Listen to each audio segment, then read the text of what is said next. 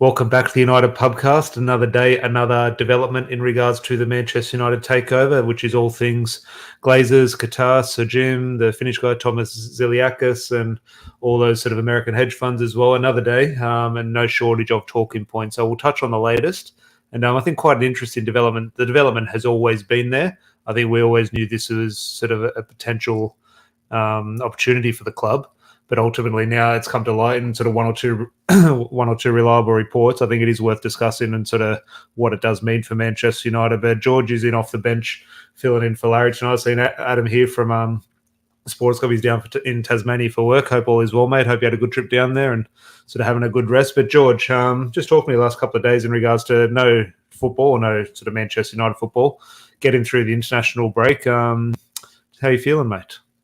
I'm one of the weird ones like Rob from the IFT pod that actually loves international football, and it's weird because for me, as much as we love United, my idea of the pinnacle of sport has always been playing for your country, and ultimately whether we like games like the Netherlands versus Gibraltar this morning with a team that has 49 shots on target, playing for your country ultimately for me is the pinnacle of sport. And Greece had the powerhouse win over the Gibraltar away, so yeah, can't complain.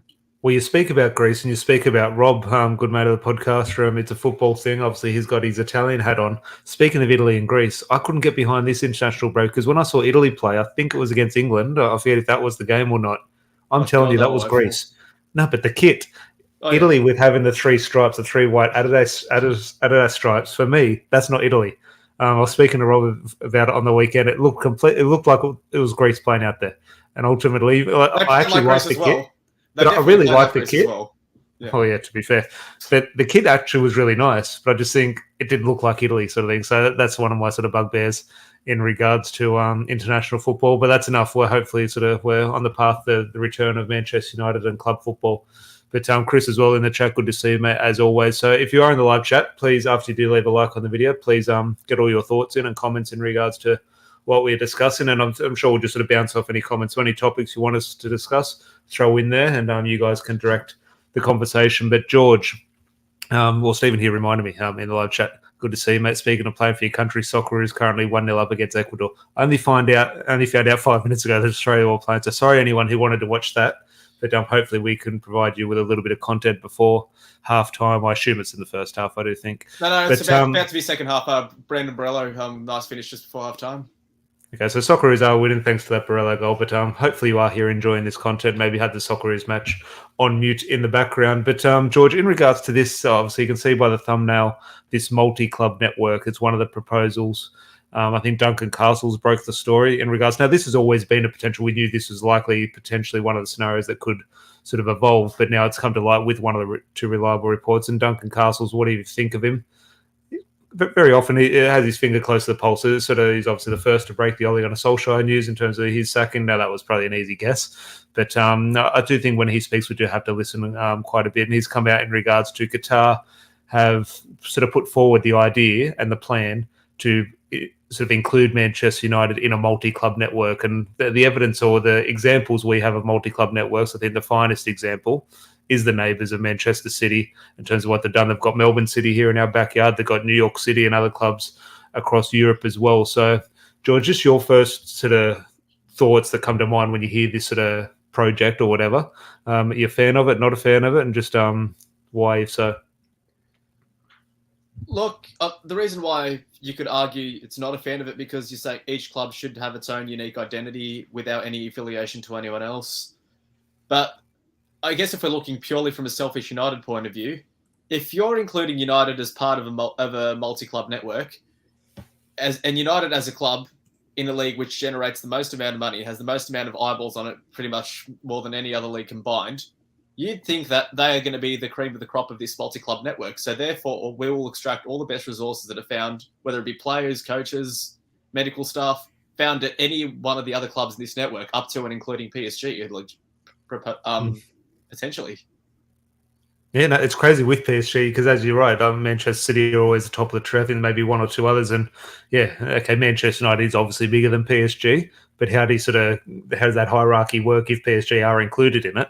Are they easily just sort of pushed down to the second tier of clubs? And how would PSG deal with that internally. I'm not sure. So that is interesting. I'm sure there's a very easy scenario where Manchester or PSG aren't involved and Manchester United are just the kings of the crop sort of thing. But it'll be very interesting how it plays out. Chris here saying I'm all for the multi-network. I don't like it. Now, I don't know why I don't like it. Again, there's positives, negatives, and look, I'm sure it's no skin off my back. I'll gladly take the positives, and I don't know so much what those positives are in terms of, okay, we're going to get one or two maybe transfer bargains. But potentially, you've seen Melbourne City, one or two players go to technically sign for Manchester City, but with no real plan. Manchester City then sell the player on. So there are things like that. Does Manchester United really need the extra 10, 15 million pound from a player from a lesser known country? Probably not, but ultimately it's a positive. But the negative for me, well, the reason I'm against it and the reason therefore is a negative in my opinion, I just think, yes, you sort of alluded to it in regards to each club needs their own unique identity. I just think being associated with other clubs, like officially, Manchester United is Manchester United. I don't want other clubs that are attaching their name. Now, I think all clubs need a relationship with other clubs and close ties. Of course, Manchester United have had that in the past with sort of sister clubs and feeder clubs. You obviously look, we had a strong relationship with Royal Antwerp back in the early 2000s where players can go on loan, etc. And things like that in terms of relationships with clubs, I'm all for, and they're needed. I think they're very important in terms of keeping those sort of open ties in regards to player loans and potential transfers, etc. But just something about it for me, and I might be wrong in this. I don't have no real sort of concrete standing in regards to why I feel like this. But for me, Manchester United should just be Manchester United. I don't want to see sort of clubs potentially, I don't want to say benefiting from being associated with Man United. Fair play to them. I think everyone deserves a chance to grow, but it's just Man United for me. Am I a little bit deluded and it's a little bit sort of old school in my thinking? I wouldn't call it delusional, but it's the second term that you said, old school. That is a line of thinking. Doesn't mean it's wrong, but it is an old school method of thinking. If you look at City and the City Group and Red Bull, the reason why they're such sustainable business structures is because of how they've set it up. And well, I guess Steve agrees with half of me and you. And with regards to that sustainable business structure, what eventually allows you to develop that identity of football, which is what we've been talking about pretty much since Fergie was sacked until today, and be able to set up, whether it be players, managers, for the future, regardless of whoever the manager is, that there is a sustaining type of football that we play. And that can only happen once the network is stable. There's two comments here. One from Chris in regards to hate Man City, but you look at their business and obviously that they have made sort of massive leaps forward. So the business network is next level, which I definitely don't disagree with. But Chris here, SJ here saying Man City have used it more to manage their books, which I completely agree as well. Obviously, Man City and Manchester United are two very different businesses, two very different clubs, and obviously different motives or different sort of Abu Dhabi and Qatar would have different ideas in regards to the reasoning behind including those clubs in a multi-club network. Just in regards to Manchester City, now, yes, we look at Melbourne City in the A-League in terms of they've got the relationship with Man City. We could discuss the benefits that having ties with Manchester City provide Melbourne City. Personally, I'm not a huge fan of that. I haven't seen huge benefits. Maybe there are. Maybe I'm just not completely aware of them. But go back to Manchester City. What has been the benefit for Manchester City to be associated with Melbourne City? Now, yes, ultimately you get one or two extra shirts sold in Melbourne. Obviously, Manchester United don't have that problem. But and there might be clear benefits which I'm unaware of. I'm blind to. But just tell me your thinking in regards to how have Manchester City benefited from having these smaller clubs tied with them. Maybe not specifically Melbourne City, but the other clubs that they're affiliated with. For example, like New York City, where they're located in a place where there are a lot of sports available, and therefore, or a lot of sports played in that city, or different sports, therefore giving you access to facilities that, as a football club, you might not necessarily have either built or had access to. Like, for example, cryotherapy is only relatively recently, the last decade, coming into football. City would have had access to that from New York City, sharing facilities with the NFL teams in New York.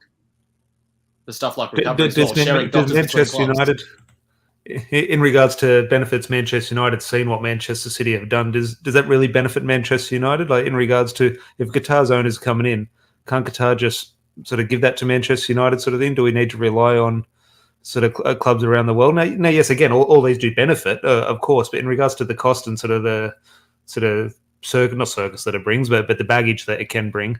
I just think again, it's kind of okay. They're giving you 1 or 2% sort of positive, and ultimately that's elite sport in terms of you do need to find that extra 1-2% to be the best. So I completely agree with that. But ultimately, is it really sort of worth it? Like again, I'll go back to Melbourne and Manchester City, and that's the clearest example we have here. Let's say it's going to be Manchester United and Western Sydney Wanderers, exactly the same thing as Man City and Melbourne. I'm just thinking, I just don't see the benefit. Yes, I potentially see benefits for the feeder club and the smaller club, of course. But me as a selfish Manchester United fan, I just don't. And maybe there is. I just don't see what the huge sort of plus side is. The plus side for me is, okay, you make the point that Qatar could give us all these things anyway. Yes, that's true. But if you look at their infrastructure around United right now, this is going to take 2, 3, 4, potentially 5 years to actually set up properly with all the infrastructure needed and facilities. If you have these relationships with other clubs who also have access to or shared facilities with the best of the best in other sports or in that league or the best doctors in that particular country, that can only improve right here, right now. Let's say, for example, a player does his ACL. Wouldn't you, instead of having to wait 2 years for our elite medical rehab facility to be built, wouldn't you rather send him to America where there's one already there and have him ready to go in 6 months? Well, as I said, in terms of those 1-2%ers, I completely agree. And I'm not saying there aren't positives to this. Of course there are. I'm just thinking worth it. As I said, 1-2%, is that worth it? Could it be sort of directed elsewhere? But SJ brings up a very good point here in regards to, I believe the network would help work permits, particularly issues after Brexit. The Brexit sort of issues haven't really impacted Manchester United as of yet, but obviously in time it will. And that is definitely an interesting thing because players... I think even there was one deal, maybe might have been Ahmad and Palestri potentially was affected by and Martinez.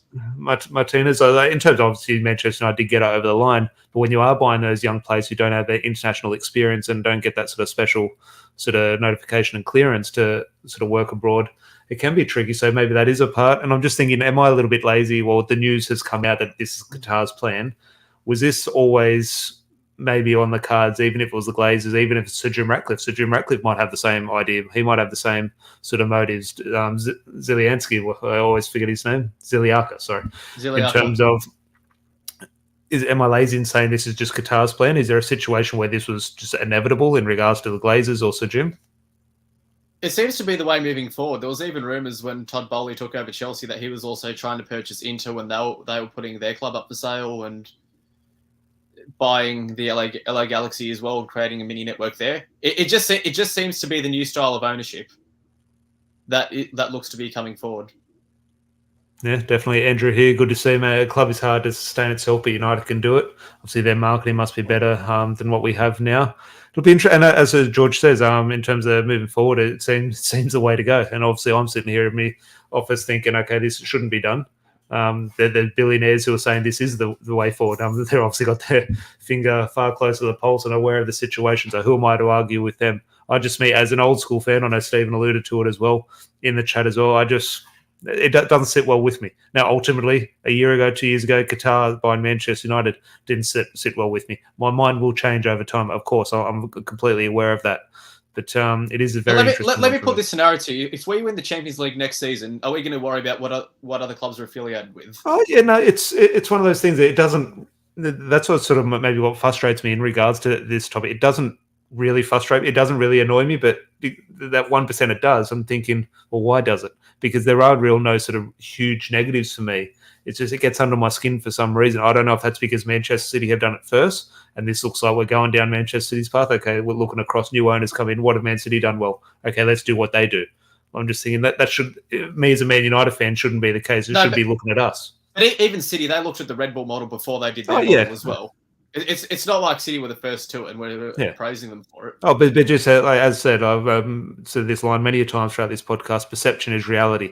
Of course, Red Bull are almost the first club. I'm sure there's maybe one or two sort of other examples before that as well. But ultimately, when this sort of subject comes to light, we think of Manchester City and New York and Melbourne City, etc.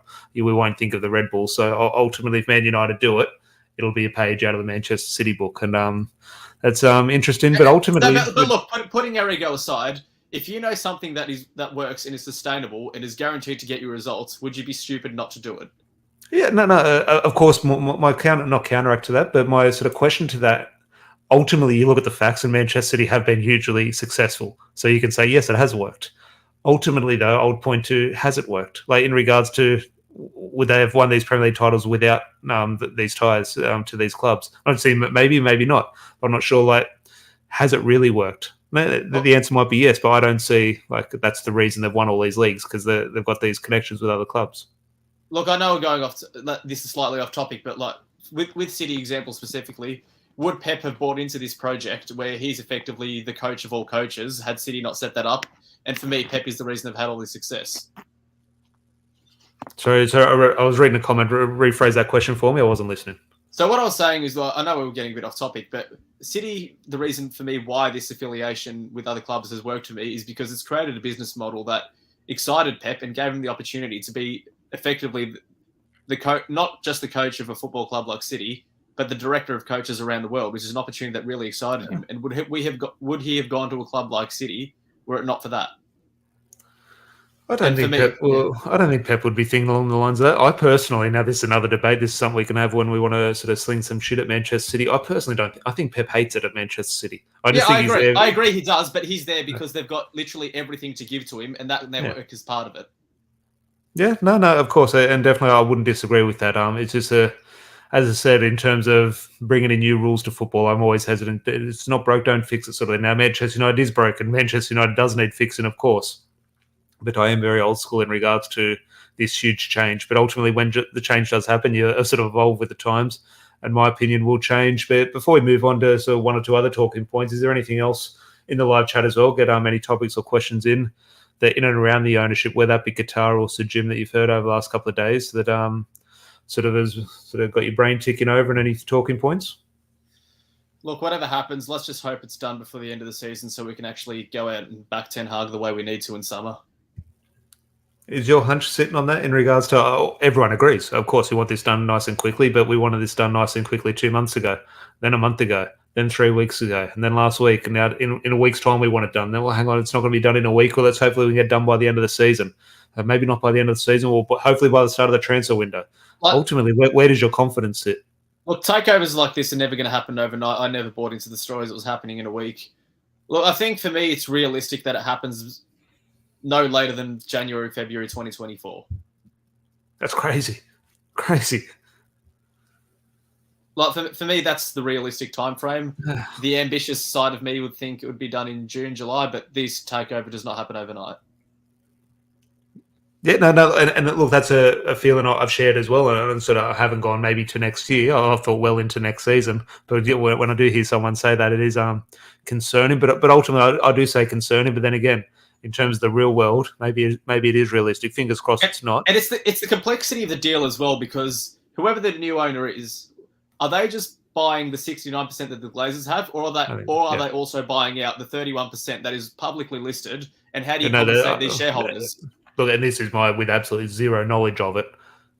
This is for the 69%. Now, yes, Qatar are saying they're buying 100% of the club. They would have to go then deal with the sort of the independent stakeholders in terms of they're buying what the Glazers are putting up for sale. The Glazers aren't selling the other 30%.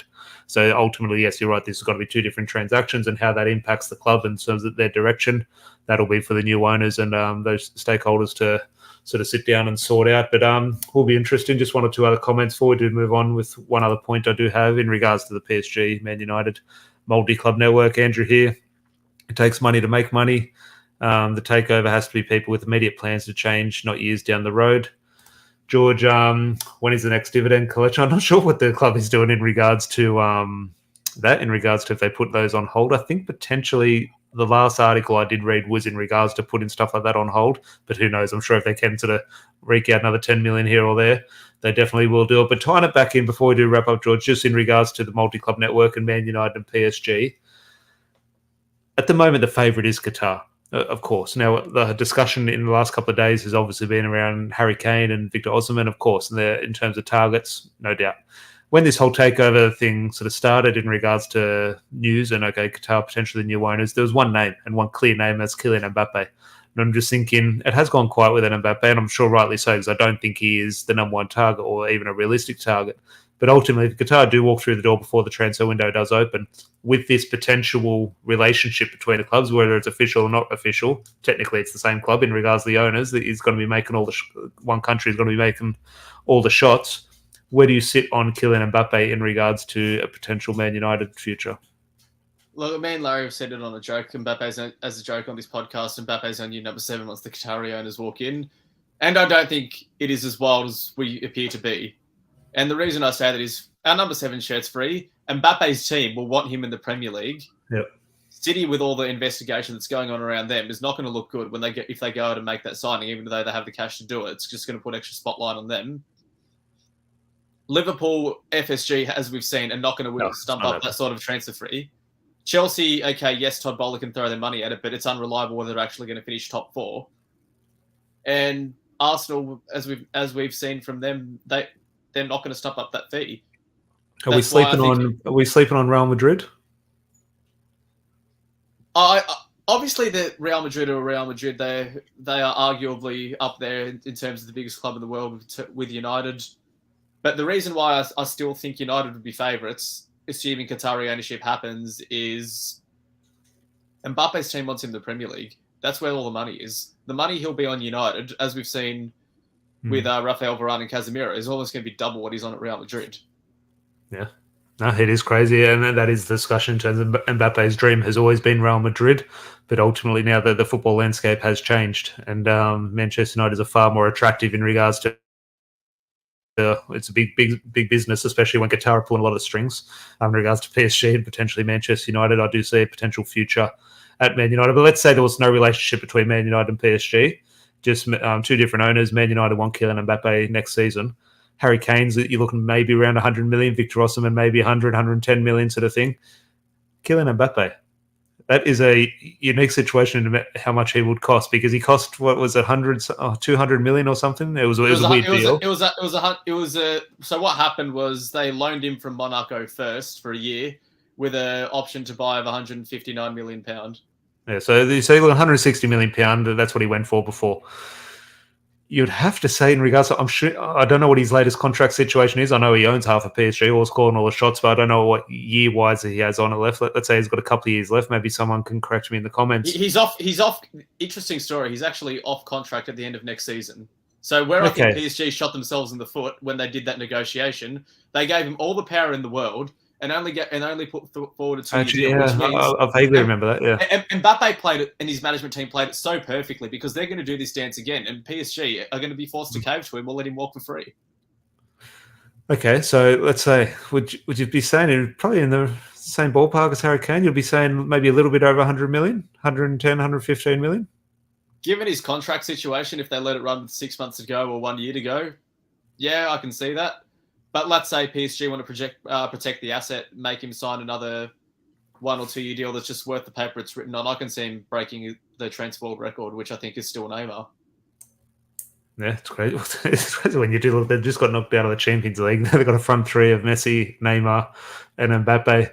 But Chris is sharing my thoughts. I have seen this. I played this scenario over in my head many times over the last couple of weeks. Arsenal win the league. Now, obviously, we're not getting Harry Kane from Arsenal, but in terms of a big rival, you can understand the story there. Kane will be the new RVP. He's coming to win the league. If Arsenal win the league, I've envisaged that situation of Harry Kane come and win the league and what that would do to Arsenal fans. I could see Harry Kane getting the Guard of Honour at the Emirates on the second last day next season and lifting the trophy. Andrew here saying United will break all sale records for selling club if it does really materialise. Are the Glazers really selling the club, or are they having second thoughts? Now, just on that, in regards to the Glazers, George, before this sort of came out, before this ownership, before they put the club on the market and sort of bids were coming in from Qatar and Sir Jim, the previous sort of 6 months to 12 months in regards to post-lockdown and sort of the protests and everything, all the noise from the Glazers was they were always just looking for investment. They're always sort of looking for that sort of extra couple $100 million to come in and sort of help maybe address the stadium sort of thing. So there's always murmurs of sort of them always going to these American investment companies about a year, 18 months ago in regards to looking for investment. Now they've put the club up for sale. That investment line has stayed there. There's always a potential in regards to that is a scenario which could eventuate. We don't sell the club, but we get this sort of future investment into the club. They're sticking around. And I'm just thinking in regards to that noise, okay, we're focused on the full sale, of course, but in regards to in the background, what their original plan was before, the decision to potentially sell the club was always just to get a little bit of extra cash on the side. And I'm just thinking, where do you sit on, if you're weighing it up out of 10 or a percentage of the Glazers actually getting what their original plan was and just a bit of extra funding? As much as we hate to say it, this is another topic that I'm sure we'll have many discussions about when it comes back. I think they're still clinging on to the chance that the Super League comes back within the next 2 or 3 years. Because in my opinion, if that Super League does come back and we are a part of it, that is the only way the Glazers can milk any more money out of the club, and it's going to be an endless milking. Right now, the state of the club that's in, they have extracted as much money as they can out of it, and the value is as high as it's going to be now for the next 10 years. It can only drop from here. They set their price at 8 billion. All the bidders are starting at 2, 3. I think the 6 billion mark is where they'll meet in the middle to compensate all 6 siblings. They get 1 billion each. But that's a tough life. Tough life. No, I'll take $100 of that. Stephen, the official statement was always analysing options, and I think we got so excited when we read the article. We said, I just don't think we can rest on Super League, because I think that's what they might be clinging on for, because we heard those murmurings come back temporarily in January, February, when there were rumours of the Ratcliffe takeover really starting to heat up. And where do you sit? Where do you sit on the Super League at the moment in regards to, yes, they did come back, and obviously that is always there in the background in regards to the idea behind the Super League, but ultimately there's always kind of a compromise and a bit of a middle ground found in regards to altering the actual Champions League. Now, yes, it's keeping the Champions League format, but kind of still favouring and sort of cave into the demands of the bigger clubs. So I'm just thinking, where do you sort of sit on sort of the likelihood of a Super League? Do you think it's really coming back, or do you think the Champions League will just be altered to sort of suit all parties? Well, UEFA has altered it because they're scared of this threat. Yeah. And that's the reason why. And the reason why I really don't like the new format is because, okay, all right, one big group, what is it to us? Okay, it's another format of competition. The thing that really antagonises me about that new format is that there's 4 teams that get in because of history in the competition. And that is a direct reaction to the Super League. That's going to save us one season, George, when we don't make it. Oh, yeah, it's going to save us one season. But I'm also for sport being merit-based. If we didn't finish in the top 4, we shouldn't be in the Champions League. Yeah. Okay, if we finish 7th, we get patronised playing against FC Borat away in Astana. It is what it is. No, look, I completely agree. And that was the huge anger and frustration and emotion towards that Super League in regards to, you look back and think, well, Man United are going to be playing on the telly, I'm going to watch, but ultimately, taking away that sporting integrity. You don't think it was actually, when we just say it now, okay, well, whatever, sporting integrity, okay, we're going to watch football. Ultimately, when we were provided with that sort of obvious and clear threat of having that sporting integrity actually taken away and being faced with the reality of it, could you cast your mind back to the emotion of that 24 hours? I felt physically sick. My life just sort of felt ruined. And I'm just thinking, it is crazy, sort of the impact, as I say, sporting integrity can have. Absolutely, and as much as I hate to say it, money talks. For me, I think 3 years is a bit too soon for the Super League. I think a decade is probably too long for it. I think inevitably it happens 4 or 5 years from now. As much as I hate to say it. SJ here saying when the historical spot scrapped after Backlash. I vaguely remember. I remember the story, and I remember there was a bit of back and forth. I'm not sure whether was an official line either side. I'm not sure, but look, I'm sure that news will come back at whatever side of the fence that is. But because next year is the last season of the Champions League as we know it. Okay. Yeah, no, so look, it'll definitely come back, and look, fingers crossed, Man United are in it, and we don't have to rely on those spots.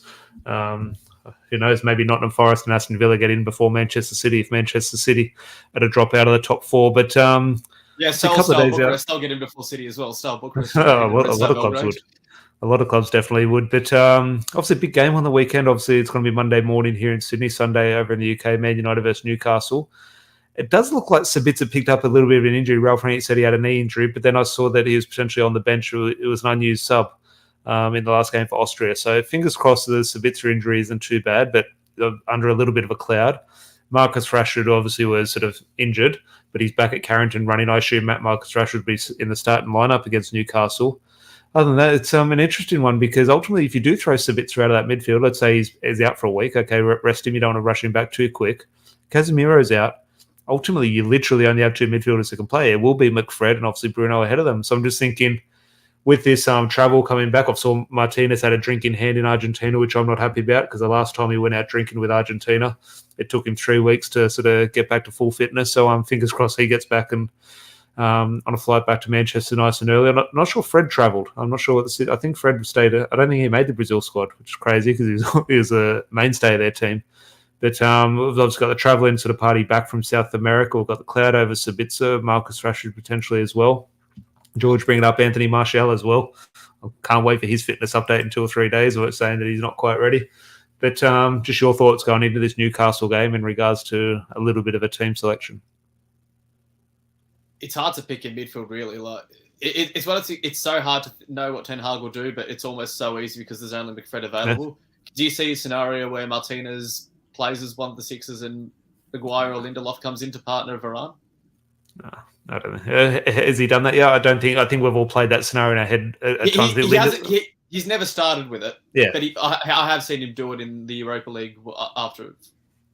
Oh yeah, in the second half with subs and changes, I can see scenarios where that does come to fruition. But ultimately, I don't see him starting. No, if you do have 2 fit midfielders, I don't see a situation where Lindelof or Martinez do start over one of them. But look, fingers crossed, Sabitzer is just a knock and he does come back. It's obviously a couple of days. It's still very early in the week.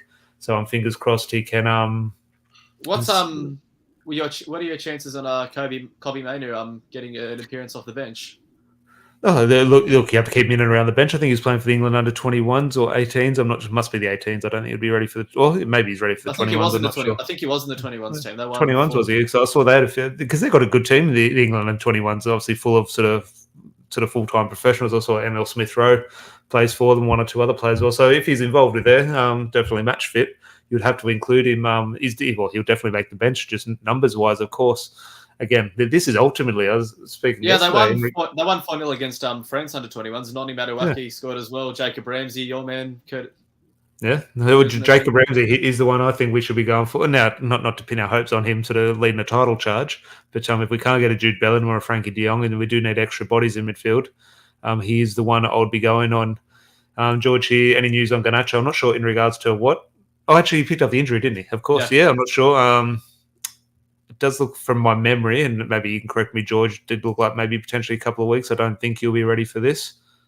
I don't think he will be. I think we might see him in the Europa League in Sevilla, but not against Newcastle, I don't think. Here's a question for you, George. Who do we see first in a Manchester United shirt? Anthony Martial or Christian Eriksen? Because actually, Eriksen's coming back into the fold, isn't he? I thought Eriksen was at first we thought he was out for the season. Yeah, God, it's a tough one. It's got to be.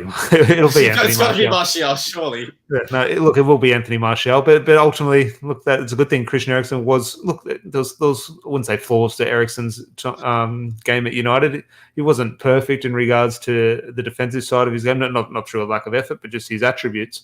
But ultimately, take that aside, all things considered, Eriksen was absolutely brilliant for Manchester United at the start of the season. So he would be like a new signing sort of thing when he comes back. So, and obviously, forget the new signing or the quality he brings. The main thing that he'll bring is an extra body in midfield, which we desperately need. And especially Casemiro is going to continue to be missing games through suspension. But is there anything else ahead of the weekend's fixtures you do want to touch on?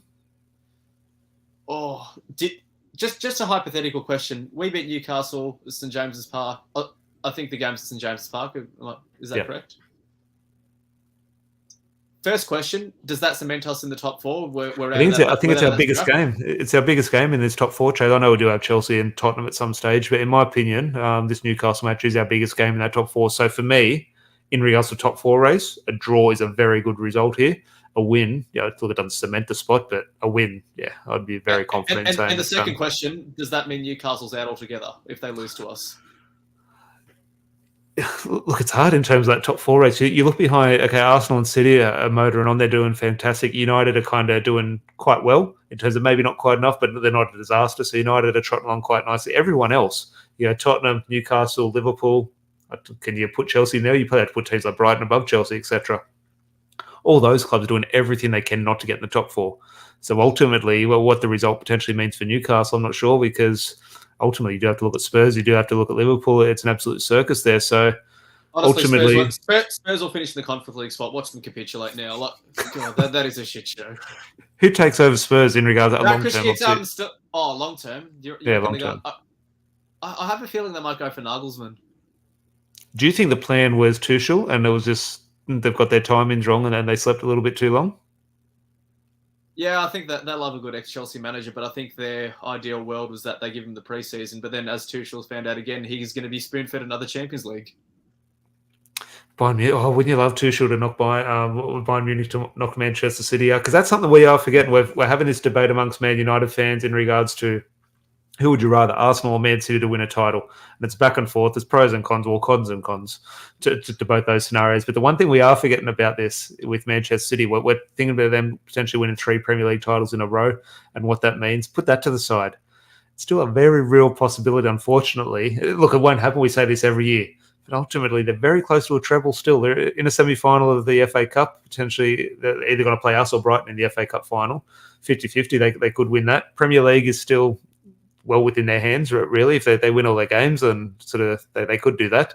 They win a Premier League title. And Champions League, ultimately, it's one of those things where we can sit here and say that they're not going to do it. Pep's going to shoot the bed. He's going to change it tactically, and then they're going to crash out. Ultimately, they're going to, at some stage, it's going to click for them, and they're going to get through, and they're going to do it. So, just where do you sit on the fear of Manchester City sort of doing the unthinkable? I think the fear for me is as real as it has been this year, and the reason I say that is Erling Haaland. Pep has sacrificed his own principles to bring in a traditional number 9 who is as lethal as he is. And Pep has, across his whole career, he's never played with a traditional number 9. He's backflipped on his own principles just for the sake of being the guy that wins the Champions League with City. And he's willing to sacrifice a league just for that. City's invincible style that they've used under Pep was the reason why they're winning the league. They just maximise points against teams outside the top 6 because they don't have the quality to be able to deal with just being starved of possession. Pep, against the top 6 across his time in City, only has a 40% win rate. It's just that he maximises points against teams outside the top 6. But in Europe, and even in cup competitions, when you come up against a team that has the quality not to be overwhelmed by being starved of possession, they'll lose every time. And ultimately, that's what's happened. Even if you look at the FA Cup that they've won, it was against Watford. Well, I look at Bayern Munich in regards to, you think they're a team that could knock Manchester City up, but then ultimately you look at their situation, they've sacked their manager because they haven't been good enough. Ultimately, I think they have been good enough in regards to they've won all their Champions League games and they're second by a point or something. So I think they're second by a point with the game in hand. It's disaster. I wish we were in that position. Well, that's where I think we look at Bayern Munich and we look at who are the elite European clubs and how do they conduct themselves on and off the pitch, and we always just say Bayern Munich are up there. I do look at them over the years, and they're always going to win the German league. It's a little bit like the French league. I don't care what anyone says. Like, you go past Borussia Dortmund, Leipzig, clubs like that, and obviously Bayern Munich. I don't see huge sort of success rate in that German league. You look at when German players come over to the Premier League, it's not great. So I do look at Bayern Munich in regards to the way we treat them as this elite club. Your manager's tied first pretty much, qualified in the Champions League, and you sack him? Now, yes, Bayern Munich fans might say, yes, it was fully deserved or shocking football. I'm not sure. I haven't been watching Bayern Munich this season. But ultimately, I see that as a bit of a shit decision, in my opinion. Yeah, I thought it was very harsh on Nagelsmann. Like, he wins that game in hand, he's top of the Bundesliga again. But imagine this funny scenario. Like, Dortmund sell Haaland this year, and they could win the Bundesliga. City pick him up, and they don't win the Premier League. Imagine that scenario. Football is a funny old game. And in regards to Tottenham, I still think this is a real possibility. And maybe the timings don't work in regards to potentially managers becoming available, like Bayern Munich and Nagelsmann becoming available. Maybe that does change things. But my hunch from the moment Antonio Conte took over was Pochettino was going to be the next Spurs manager. Stephen with a shout here, potentially Roy Hodgson to save them next season. Never put anything past him. Who would have said he'd be back in management this time last week? And Steve, in regards to sitting in the Champions League, that is our hope. And ultimately, that's the only evidence we have is they will at some stage do that. Look, the way I see it, even if they do get past Bayern, whether they play Chelsea or Real Madrid, they'll lose that semi. Yeah, well, it's a weird side of the draw in regards to a very strong side of the draw and a very, I don't want to say weak. Obviously, they're in Europe's elite competition and the only teams remaining, so you don't want to say it's a weak sort of side of the draw, but yeah, it's going to be a very strong favourite against a very sort of big underdog in that Champions League final. I really hope Napoli doesn't win that Champions League because Osimhen's costing 150 million if they do. They would. Yeah, no, well, look, transfer talk, I'm sure we'll be having plenty of those, especially based on results and Champions League football and which strikers are available. And Osimhen versus Harry Kane versus Mbappe. That will obviously dominate a lot of the headlines. But make sure you are subscribed and you can have plenty of those discussions with us. Before we do wrap up, George, if you want to point people in the live chat to a link you do have that it is in the description below. Just tell everyone what it's about. Right, so while we're on the international break, this is international related, but of another sport. So I've been selected to play for Australia in the upcoming beach handball qualifiers. If we qualify, we will be at the Beach Olympics in Bali, which will be the first 2 weeks of August. In Australia, unfortunately, beach handball, we are all self-funded. Any help that you can do to help us effectively reach the pinnacle of our sport will be very greatly appreciated. It's international break, so it's the perfect time to do it. So thank you very much to you, Tom and Larry, for giving me the opportunity to plug this. No. As I said, go into the description below. It is there, and we'll definitely post it on all our social medias as well. And George, as a goalkeeper, what an achievement that is. And bring it back to football terms, so make sure you go in there, and if you can help out, please leave a little bit of a donation there. But George, on the goalkeeping situation, to wrap up on that topic, where do you sit at the moment in regards to a hunch, not what you want, or what do you think happens in regards to Manchester United's goalkeeping situation next season? What I hope doesn't happen is the rumours I've heard about Robert Sanchez. Don't get me wrong. He's a very excellent distributor of the football. He's an absolute dog shit shot stopper. And thank you very much to your mum, Tom. And look, if I had to pick another keeper in the Premier League that comes to United right now, for me, it's David Raya. Funny enough, he's the guy that's getting picked for Spain over De Gea, or one of the guys getting picked for Spain over De Gea at the moment. But Kepa is a balaga. How he started Spain's game, well, that is beyond me. Like, I see on Twitter people using that as a stick to beat David De Gea with the Kepa starting ahead of him. I think that's nothing. That's have a dig at the Spain manager, not De Gea. Exactly. Like I get that Spain's philosophy is that they dominate the ball so much that they're realistically only going to cop 2 shots on target all game. You'd rather have the guy that's better at playing the ball out of the back, because you expect even the shittest goalkeeper to be able to save probably 2 very low percentage shots.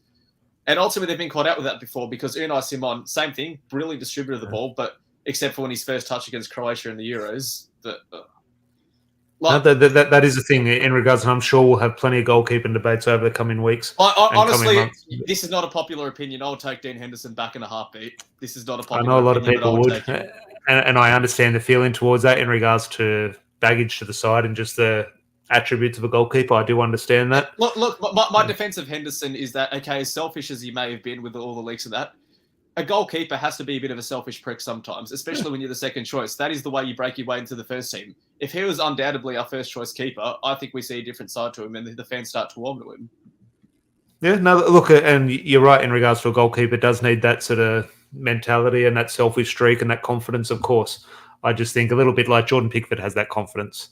I don't think he has a right to. I don't think Dean Henderson did enough. Absolutely not. I don't think Dean Henderson did enough in a Man United shirt to sort of earn that sort of over-the-top confidence. But as I say, in regards to attributes, Erik ten Hag does have a decision to make. I personally am happy with David De Gea at the moment. I don't think it's a make-or-break issue with the squad in terms of winning a title or not. Other people do share that opinion, or other people would sort of do differ that opinion. And that is what the game is about. Stephen reminded he's gone to Wrexham. Ben Foster has come out of retirement. And to finish on that, Man United are playing Wrexham in America in pre-season, which is crazy. When you think Wrexham probably haven't travelled 20 minutes for a pre-season game over the last 20 years. Now they're flying across the world to play in front of a full stadium against Manchester United. But George, did you see the video of announcing that match? Yeah, I did actually. It's quite interesting. I was watching it and thinking, this is woeful. I thought, I don't like this. Why did they get Sir Alex Ferguson out to do this? This is shocking. This is making me cringe. I absolutely hated it. I thought, God, don't sort of lower yourself to do this stuff with Wrexham.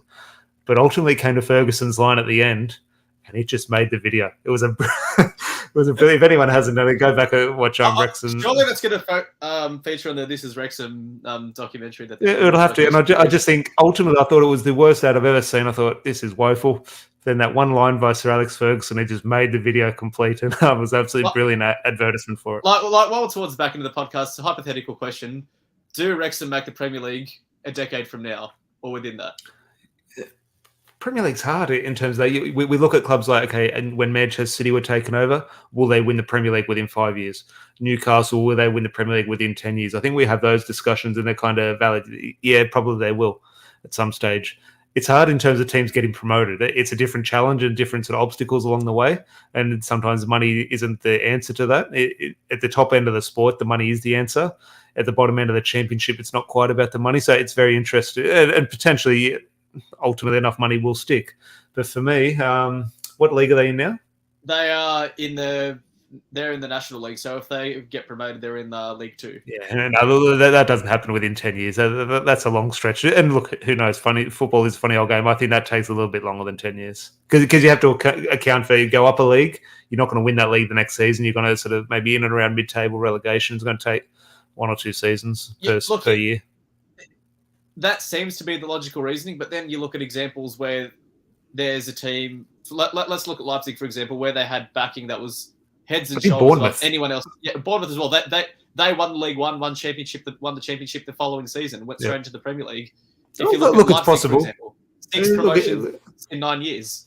It is possible, and look, it is one of those things Money talks at the end of the day, which this whole podcast has been about in regards to there is a very real possibility that does happen. But look, time will tell. Maybe we'll have a better inclination when Man United do play them in pre-season in America. But that just about wraps up for tonight's podcast. So if you did enjoy that, please do leave a like on the video.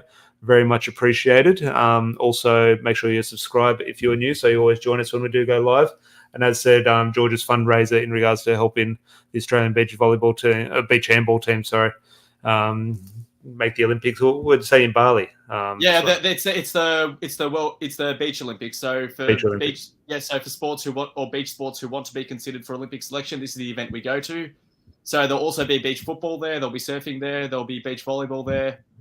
All the beach sports will be there.